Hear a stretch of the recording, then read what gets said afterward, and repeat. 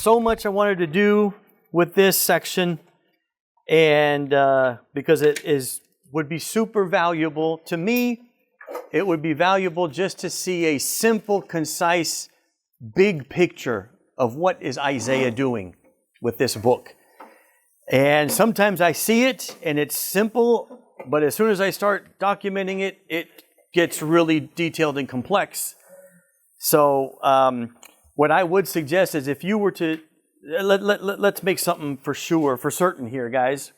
The text we're looking at today is chapters 34 through 35, and it will be desolation and renewal. Or maybe even a better word than renewal is new creation. Right? That's a great, and it's popping up in Colossians and everywhere. So the idea is that simultaneously,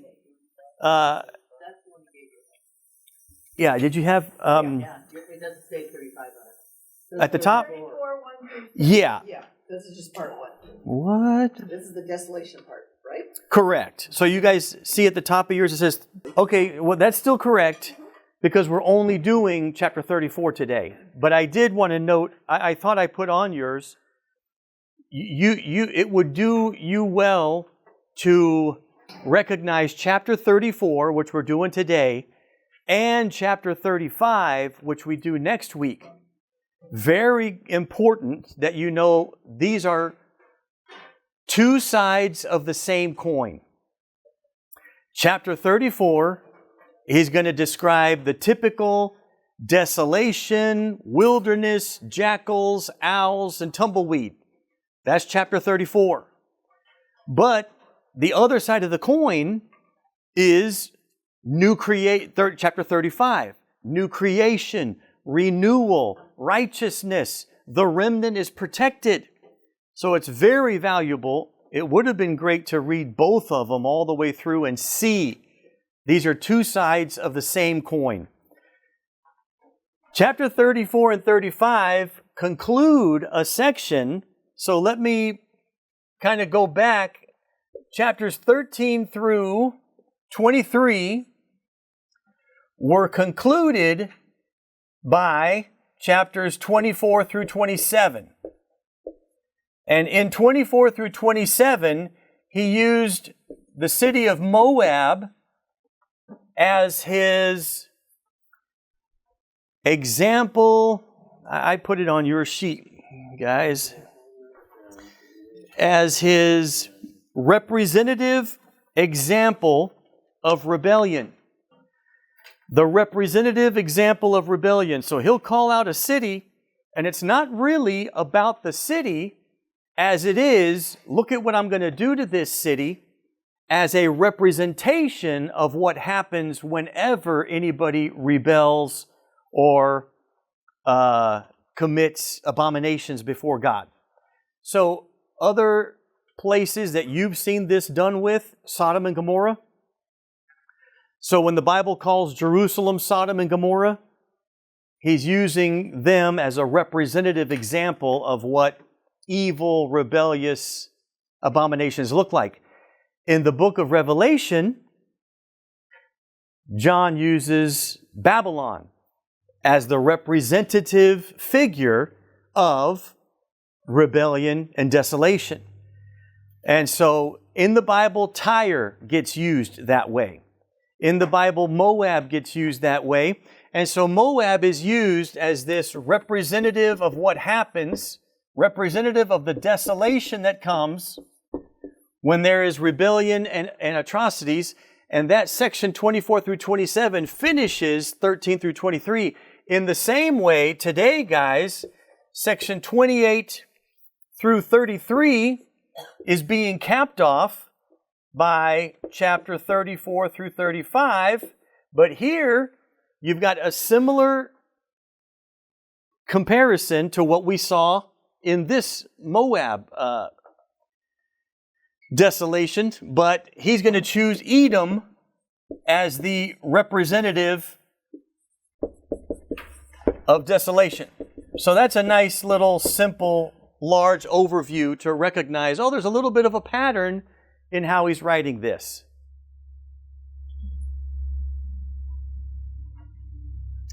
And if I was to keep it really, really simple, guys, chapters 1 through 12 is the judicial indictment. Indictment against all evil and wickedness. So, what I think is the greatest value we could get from Isaiah is to recognize that what Isaiah does, and I'm sure that this was not only written to record a little bit of history, but it has to have been written to exhort God's people into perpetuity, right? Because we're still studying it today. So it has to have value for us. And what I would say in the simplest terms, guys, and I'm going to give you this a little bit more detailed at the very end, but what we see happening in the world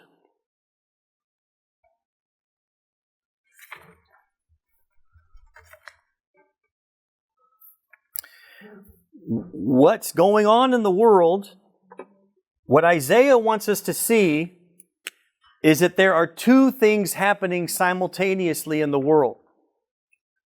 There is rebellion, idolatry, greed, put all that stuff here. And those people wind up desolation. That ain't right. There we go. Asian. Desolation.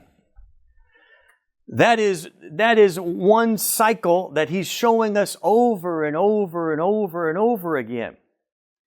The other cycle that is also the other side of the same coin, two sides of the same coin. The other thing is that there is a remnant out there. There are people that cannot stand to see evil with their eyes. There are people that cannot stand to hear about evil with their eyes, and they are ushering in new creation. New creation. God is rebuilding, and in the Old Testament, remember, because of the covenant with Israel, God always has to use Zion as the location, the geographic thing that He's protecting. But as soon as we get into Isaiah chapters 40 through 66, we're past any redemptive value for Jerusalem. When we get to chapter 39, the Jerusalem experience has failed. God brought His nation into the promised land. He gave them the milk and honey. He gave them security and safety. He gave them a united kingdom under David. Joshua says all the promises had been fulfilled. And how did that work? They turned into this. And so God did this. That's the story of Jerusalem and Israel.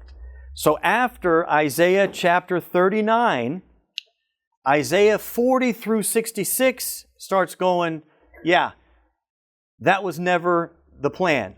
The plan was this king, priest, servant that would actually look like everything that Yahweh is. Yahweh would become king. Yahweh would become the priest, and there would be a servant, and I think that servant, I'm imagining Isaiah 49 right now, I think, but this servant would be the one that's going to change the course of history, and the servant is going to be one that's going to usher in this. For the remnant, for people that can't stand evil, He will usher in the new creation. He will be the one that not only will turn the hearts of Israel back to their God, but it expands. He will turn all of the nations back to God, and He's not going to reconcile or restore that little piece of land in the Near East. He's going to reconcile and restore the whole cosmos, everything in heaven, everything on earth. That's what happens after Isaiah chapter 40.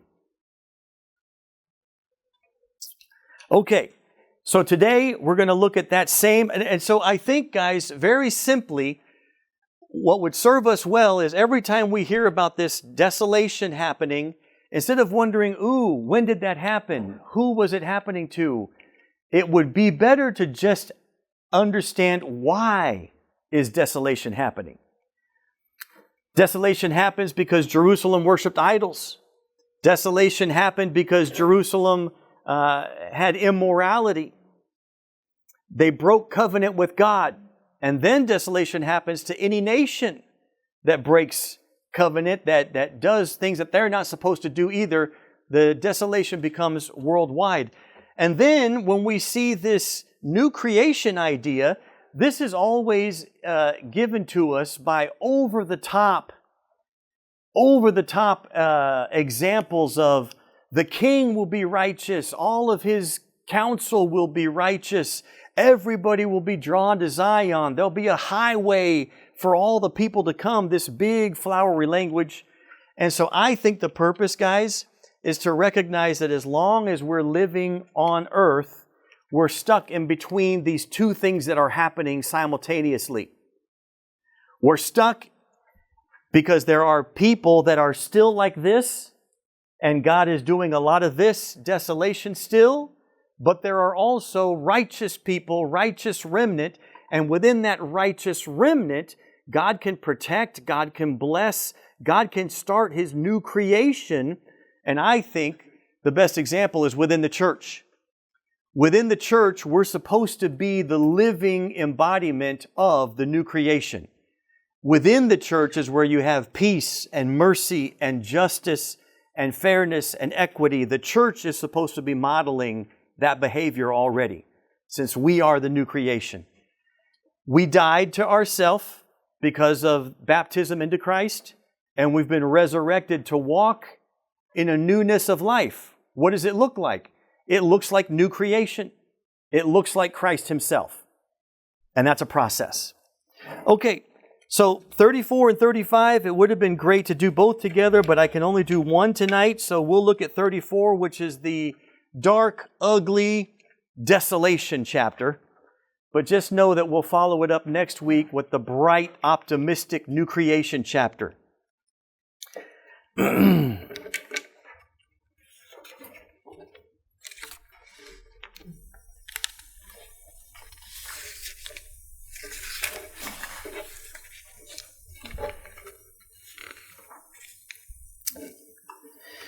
Okay, verses 1 and 2.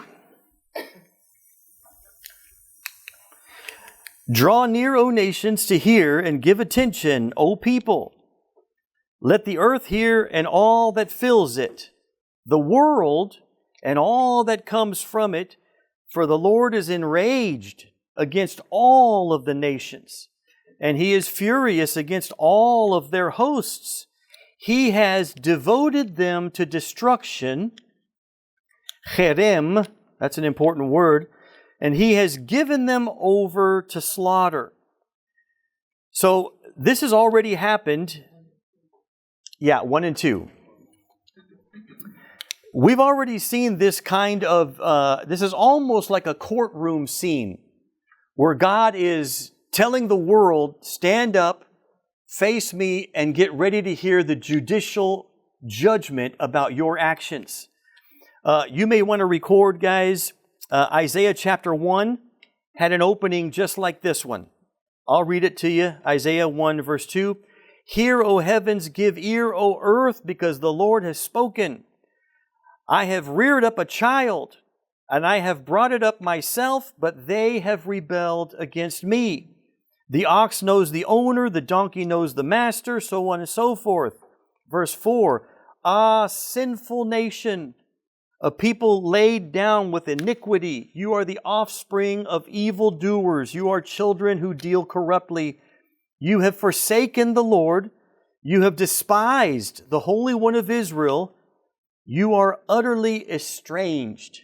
And estranged was in Colossians last Sunday. Before you were in Christ, you were estranged from the Lord, and you were acting as a hostile enemy towards your God. So even all the way up to the New Testament, the language is still the same. There's still two sides to the same coin. People that are rebellious, idolatrous, greedy, and desolation is in store for them. And there are also a remnant of people that are part of God's new creation. Okay. Notice the language. I'm going to go back to Isaiah 1. This will be verse 7. Notice how God handles wickedness and rebellion. Your country will be desolate. Your cities will be burned with fire. In your very presence, foreigners will devour your land. Outsiders are going to invade your land.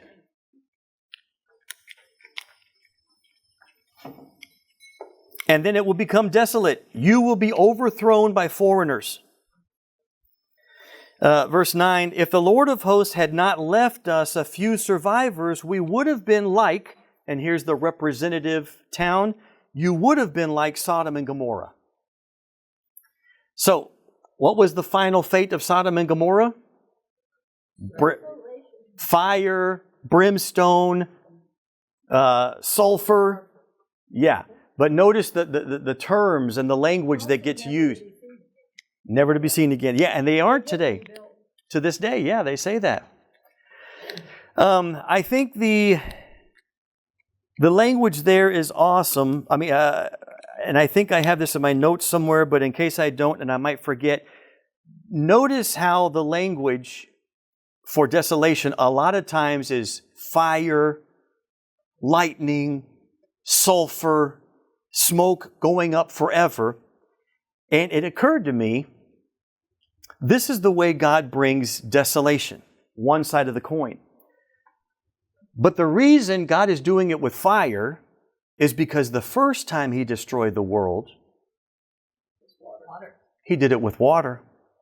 And after He destroyed it with water, He said, I'll never do it like that again. And then somewhere in the New Testament, I think it's Peter, he says, he swore he would never do it with water. Next time it will be with. And that is what, when we see fire like Sodom and Gomorrah and we see those deeds happening throughout Scripture, we should be reminded God is doing the same thing He did in the flood. He's taking care of business, except He doesn't use water anymore. You know, it just hit me that both of those, water and fire, are items of purification. Oh, nice, Georgia. Yep.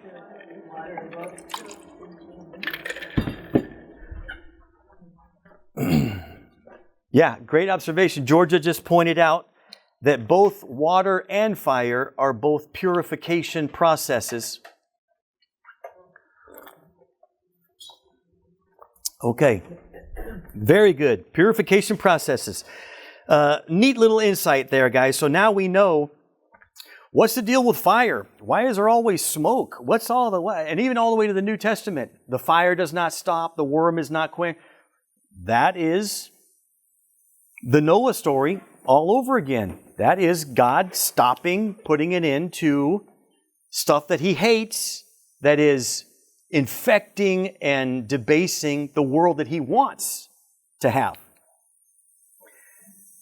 That term there, look, devoted to destruction, cherim, did I give you that? Cherim. That's a very unique, let's not pass over that easily. Cherim means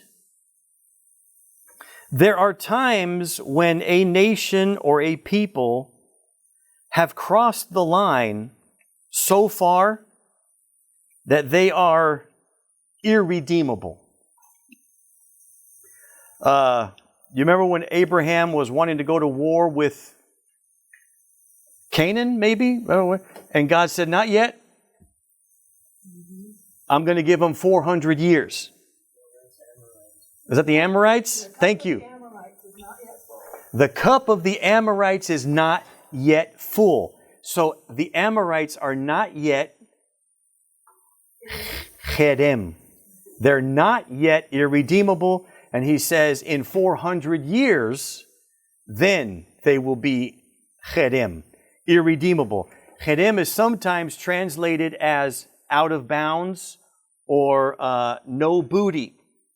And what that means is when I devote them to destruction, this is not going to be your victory. So you do not get to take any of the spoils. Where have we seen that in Scripture? When Jericho was destroyed, they were Edom. So God says, off limits. Do not take any booty for yourself. They are beyond redemption. You do not get any pride of place in the victory. They were mine. They've passed out of the realm of humanity, and now they are squarely in the divine chopping block. One other one was, who was Solomon? Saul, thank you. Who was he destroying? Saul was supposed to destroy everybody, man, woman, child, beast. Yep. And he brought back animals and some of the good stuff. Yeah. Okay, well that place was Edom. God said, off limits, they are beyond redemption. They are on my chopping block now. Kill everything in sight. Don't take any booty for yourself. So that's what's happening here. There is a point where a nation or a people gets where they are irredeemable, and there is, get out of the way. They're outside of your touch now. They're in the divine realm of destruction. Very good.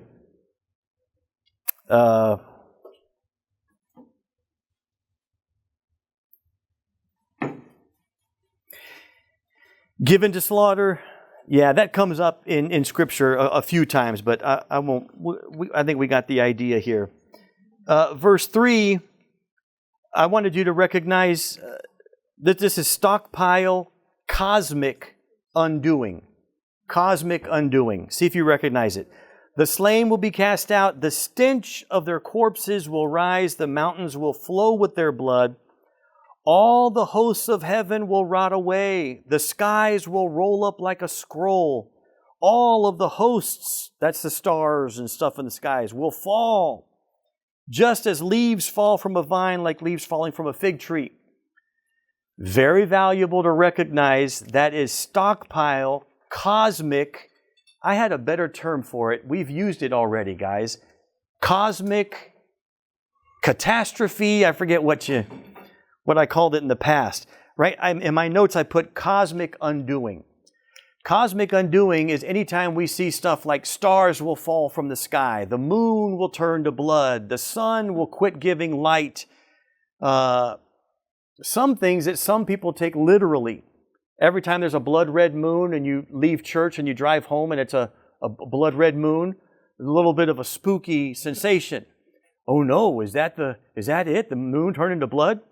It's cosmic imagery that is signifying this Edom, the fact that something is crossed out of the human realm, and now it is divine cosmic desolation.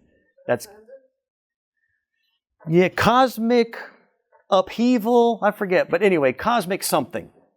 So that's stockpile imagery. Revelation is full of that stuff. It's good to note it and not make too much of each one of the things, like the sky rolling up like a scroll. What would that look like?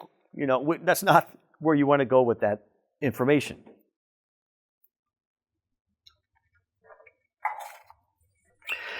It's the idea of decreation too. Decreation, the ruining of all things. Because what we like is when the sun gives light, when the land is fertile and fruitful and abundant. But what he's describing is everything falling apart. Genesis chapter 1 getting completely ruined and turned upside down. And that's why that's the language he uses in order to juxtapose it with chapter 35, which is going to be the opposite. Light, fertile valley, streams of water, so on and so forth.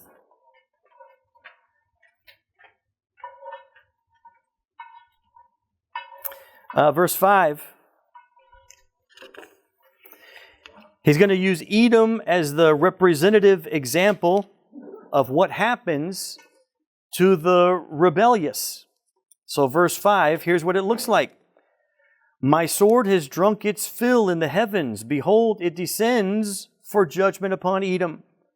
Upon the people that I have, Edom, devoted to destruction. The Lord has a sword. It's sated with blood. It's gorged with fat. With the blood of lambs and goats, the fat and the kidney of the rams, for the Lord has a sacrifice in Bozrah. Bozrah is like the capital of Edom, or an important city. A great slaughter for the land of Edom. Wild oxen will fall, and young steers and mighty bulls. The land will drink its fill of blood. The soil shall be gorged with fat. Completely foreign to us, but one of the insights into that language is he was saying, and here we're going to get into words and cultures that I'm not familiar with, but the Ugarit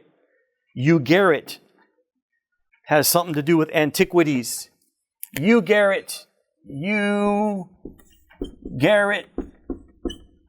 That's a language, that's a culture, that's something like Mesopotamia, ancient civilization. This is the way that Ugaritic texts describe victory over enemies.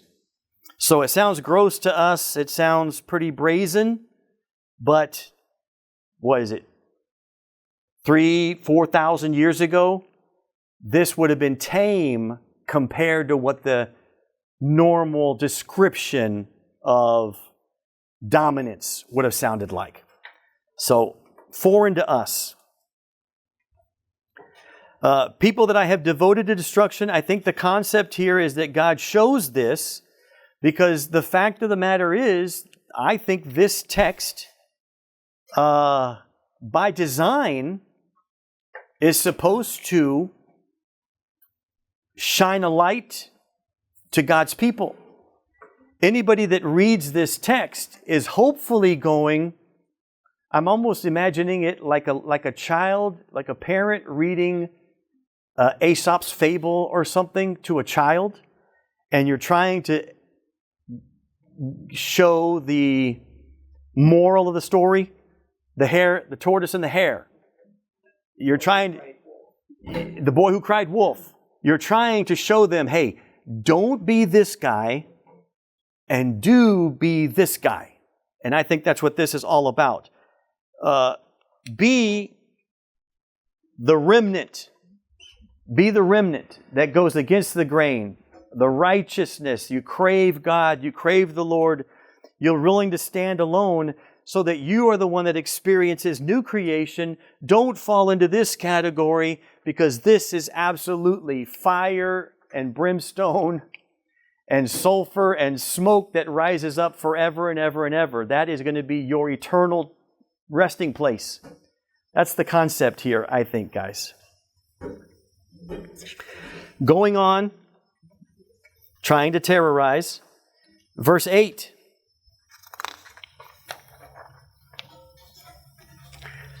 For the Lord has a day of vengeance, a year of recompense for the cause of Zion, and the streams, that's the healthy, great water situation of Edom, will be turned to pitch. The soil into sulfur. The land will become burning pitch night and day. It shall not be quenched. Its smoke shall go up forever. From generation to generation she will lie in waste. None will pass through it forever and ever and ever. If you didn't know it, wouldn't that sound just like Revelation? Smoke goes up forever. The fire never ceases. The worm is never quenched. So let's embrace this as just standard stockpile imagery to try to, is it Proverbs or is it Psalms that basically says the road of the evil will be crooked and he'll get trapped and ensnared, but the road of the righteous will be smooth and it'll be better. Things will go better for you if you're a good person. Things are going to go bad for you if you're a bad person. Isn't that Proverbs? Right? I think that's what this is.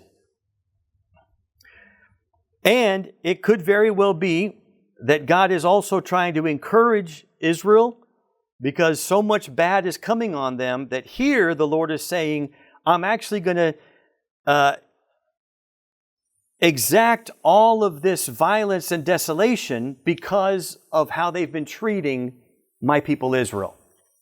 And didn't we see a little while back?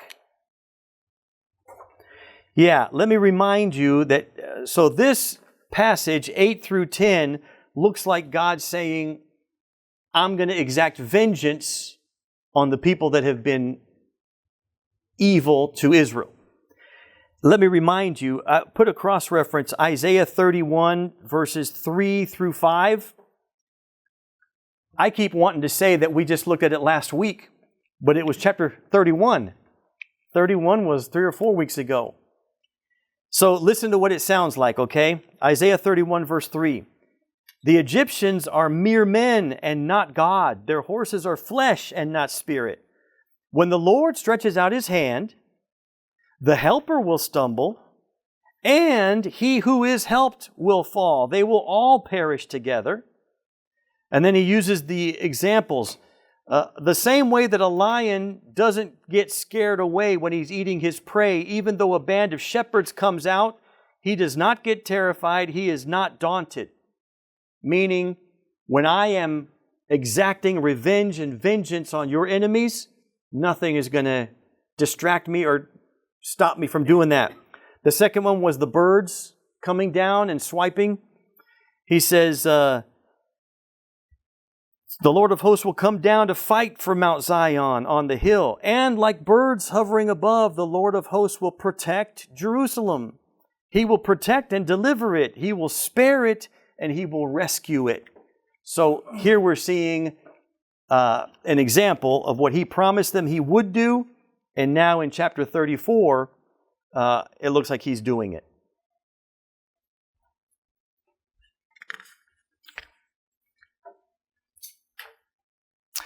Decreation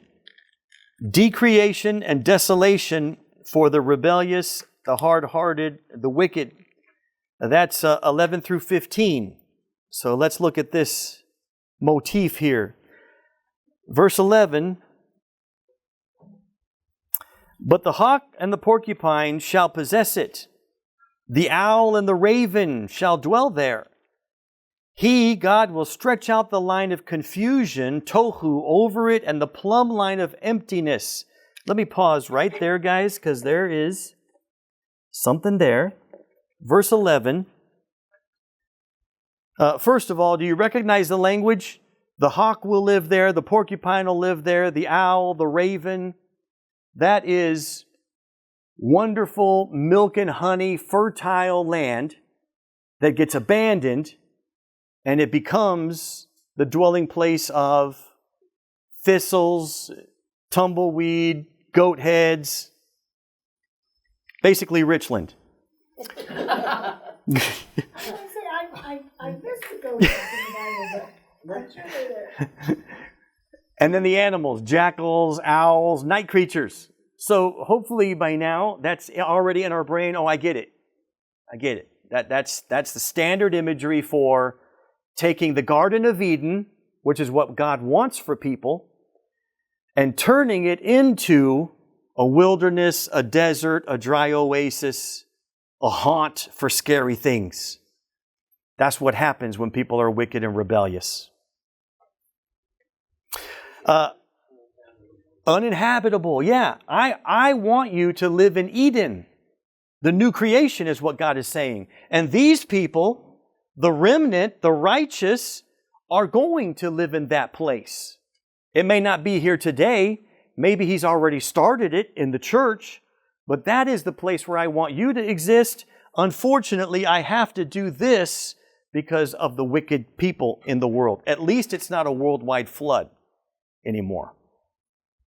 Okay, put a square around the word in verse 11. He will stretch out the line of confusion. Oh, I gave it to you. Confusion is tohu over it, and I will, the plumb line of emptiness, bohu. And make a note, Genesis chapter 1, verse 1. Those are the exact words used in Genesis 1:1 when it said, in the beginning the Spirit of the Lord hovered over the deep, and the earth was void, formless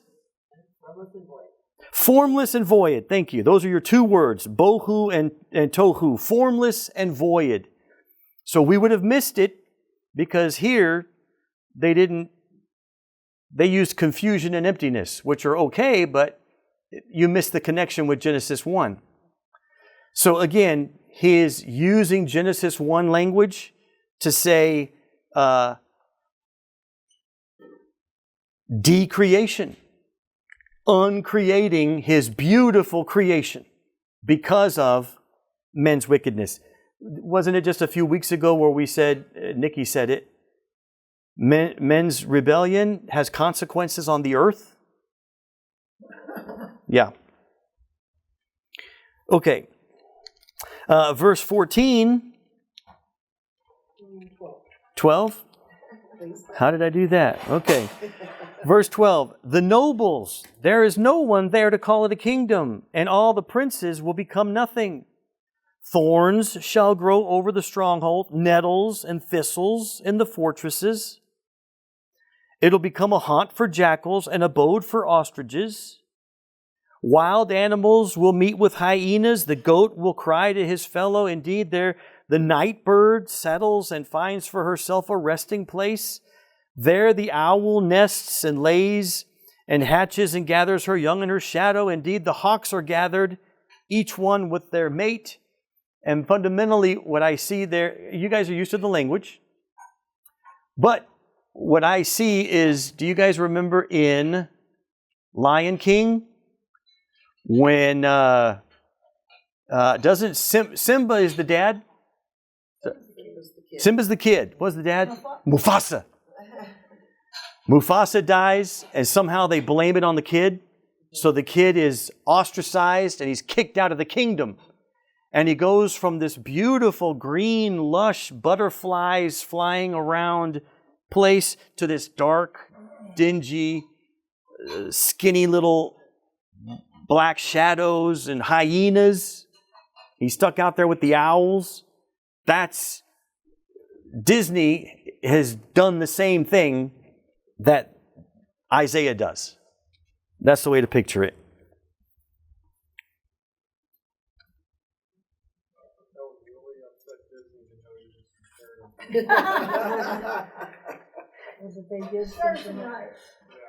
They're copying Isaiah. You know, people talk about how God, the God of the Old Testament, the mean God and the good God, but seldom does anybody bring up what it does to Him to do that to His own creation. Of course. We caused it, and that's His precious soul. Yes. For one of the better words. That is not maybe a terrible example, but a mother and father that pull out all the stops to send their child to college, pulls out all the stops for them to be successful. And what they choose to do at school is anything but what they're supposed to be doing at school. So that disappointment, I'm sure, is something like that. Let's look at, finally, verses 16 and 17. Seek and read from the book of the Lord. Not one of these will be missing. Not one will be without her mate. The mouth of the Lord has commanded. His Spirit has gathered them. He has cast the lot for them. His hand has portioned it out to them with the line. They shall possess it forever. From generation to generation, they shall dwell in it. What he's telling the future people that are going to see the destruction of Assyria, the destruction of Babylon, the destruction of Israel's enemies. He's letting those future people, he's telling them, hey, go back and read. And I'm going to give you this. He's probably talking about Isaiah chapter 13. Let me come back to that. But he's telling them, go back and read in the book that I told you this was going to happen.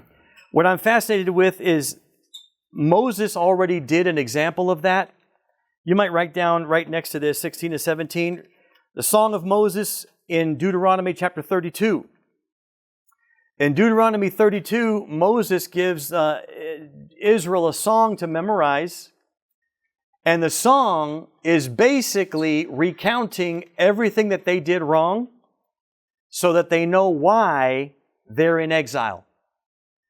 So while you're in Babylon, slaves, not doing well, why don't you sing the song? This song will remind you why I sent you to Babylon. Let me give it to you. Deuteronomy 32 and verse 35. Vengeance is mine, and recompense for the time the foot shall eventually slip. Your foot will slip. The day of your calamity is at hand, and your doom is coming swiftly.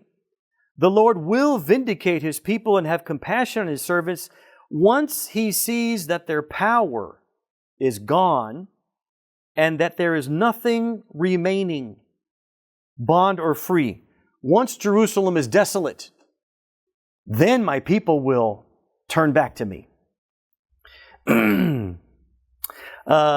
See now, verse 39, I am Him. There is no God besides me. I'm the one that kills and I make alive. I wound and I heal. There is none that can deliver you out of my hand. For I lift up my hand to heaven and I swear as I live forever, if I sharpen my flashing sword and my hand takes hold of judgment, I will take vengeance on my adversaries, and I will repay those who hate me. That was written in the 1400s BC. So get this, guys. 1400s BC, God is already warning, if you become my enemy, I will take up my sword, and I will repay those who hate me. He told them that 1400 years earlier. And what we see in Isaiah 700 years later, Isaiah is 720 to 701. So Isaiah is showing them what Moses told them that they better be careful. Don't become God's enemy. He told them that, get this guys, 700 years earlier. During that time, they had little waves of wake-up calls. There was not a world power like there is in Isaiah's day, but remember the kinds of little skirmishes that Jerusalem got involved in. Little problems with Egypt, little problems with the Philistines, little problems with Tyre and Sidon, little local problems. All of that was just tiny little warnings, tiny little glimpses of get right with God, get right with God. God does that for 700 years. By the time we get to Isaiah, and he's saying, you better get right with God, Assyria, the largest empire the world had ever seen up to that point, was now encroaching on their backyard. So when we look at some of this harsh language, it would be very valuable for us to remember God has been working with Israel ever since the Exodus. For 700 years, He's been trying to turn them into His new creation. But instead, Israel insists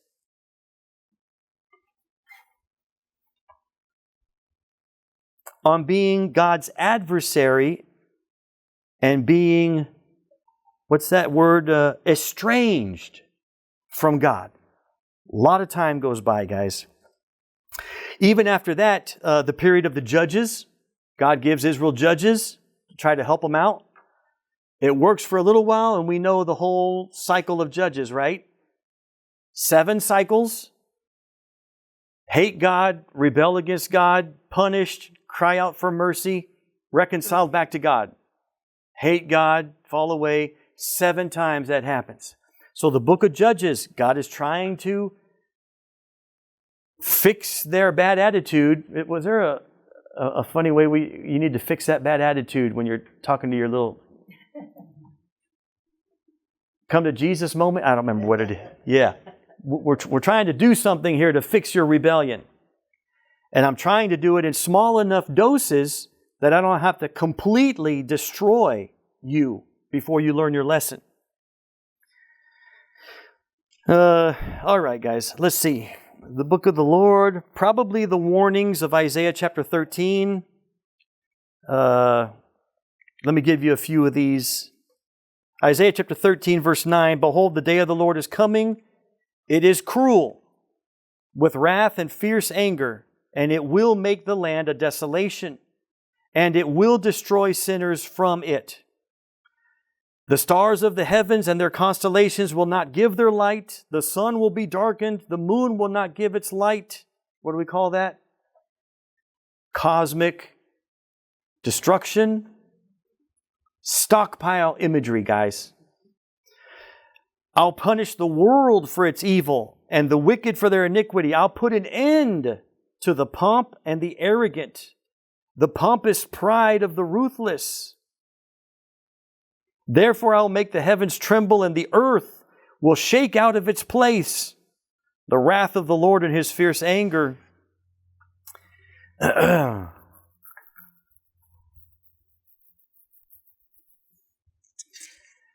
A lot of similarities, guys, with Genesis chapter 6, the flood. "Behold, I'll bring a flood water on the earth to destroy all the flesh, which is the breath of under heaven. Everything that is on the earth will die. But I will establish a covenant with you, and you shall come into the ark, your sons and your wives, and every living thing."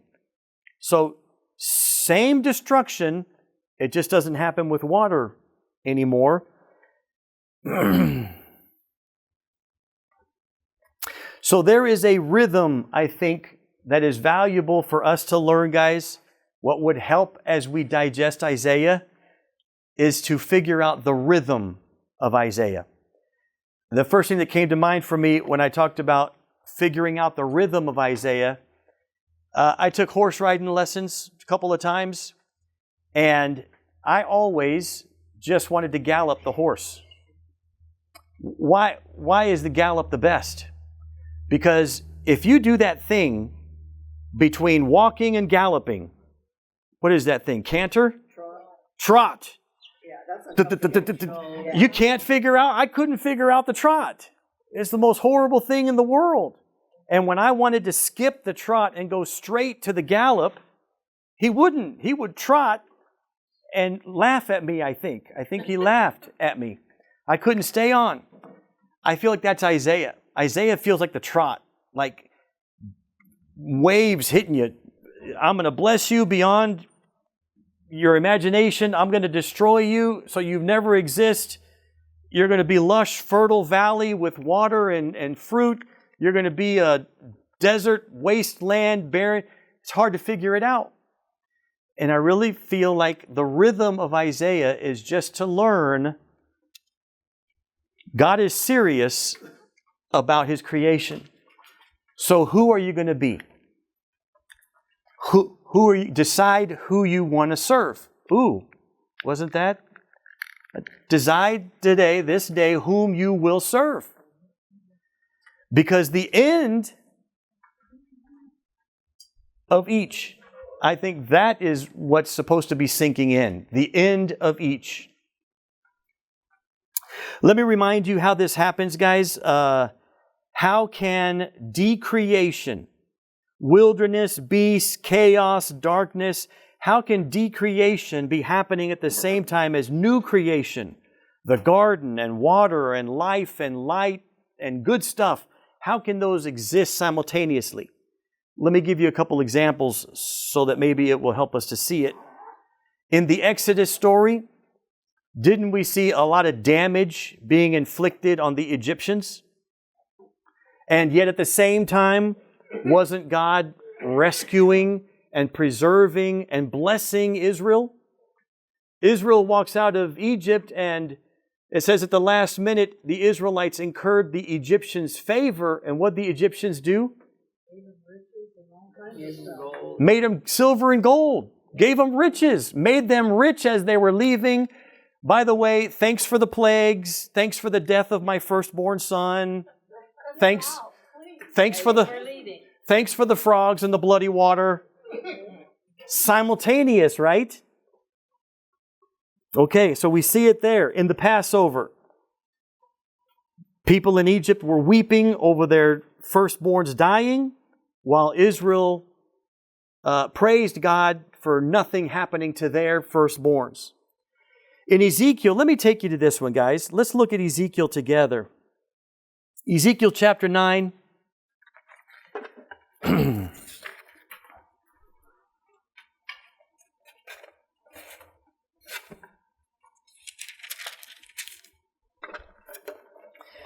Ezekiel chapter 9.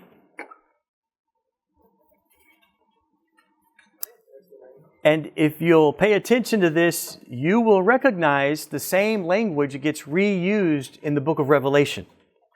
So if you understand the language of Ezekiel, you'll understand the language in Revelation. Okay, so in Ezekiel 9, Ezekiel has seen all kinds of terrible, unrighteous stuff happening in Jerusalem. Jerusalem is full of this. The people that are about to become desolate, watch how God is going to destroy some people and protect other people. Simultaneous, right, guys? Let's start in verse 4, I think. Let's start in verse 3. Now the glory of the God of Israel had gone up from the cherub on which it rested to the threshold of the house, and he called the man clothed in linen, who had a writing case at his waist. And the Lord said to him, pass through the city, through Jerusalem, and put a mark on the foreheads of the men who sigh and groan over all the abominations that are being committed in it. Pass through and put a mark on their forehead. Does that sound familiar? That's Revelation. And so he says, I want you to mark the righteous people, right? Their eyes can't stand to see evil. Their ears can't stand to hear evil. Go through Jerusalem and put a mark on their forehead first. Verse 8. And to the others, he said in my hearing, pass through the city after him and strike everybody else. Kill everybody else. Your eye shall not spare. You shall show no pity. Kill old men outright, young men and maidens, little children and women, but touch no one on whom the mark is. Great example, guys, of desolation and new creation happening simultaneously.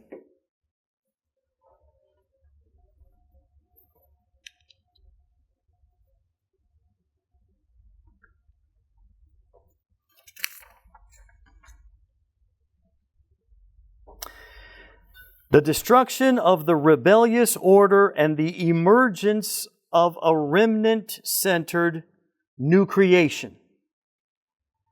That back and forth is the literary engine that drives Isaiah's vision. So Isaiah is always answering two questions. Who is God judging? And who is God restoring? Today, we looked at who God is judging, chapter 34. Next week, we'll look at who God is restoring, the new creation, in chapter 35. And I apologize I couldn't give them both to you in the same night, because that was a dark chapter. Say back in Ezekiel says, while while they were striking and I was left alone, I fell on my face and cried, Our Lord, our God, will you destroy all the remnant of Israel for the wrath of Jerusalem? So did they not mark anybody's forehead? No righteous left? He didn't say he did destroy it, he said, will you? Well, but it says, I alone was left. Yeah, other people said that, and God told them, you're not quite right about that. I think what happens, 7,000 that have there you go. That's a great story to default back to. There's always a remnant, right? But I think Jeremiah does something similar, Marty, and Habakkuk does something similar. When people are witnessing the depths of this, when people are witnessing this happen, they're like, God, seriously? They can't. It'd be like any of us if we were to see mass desolation happening, it would make you go, God, are you in charge or are you not? So beyond. That's it, guys. All right.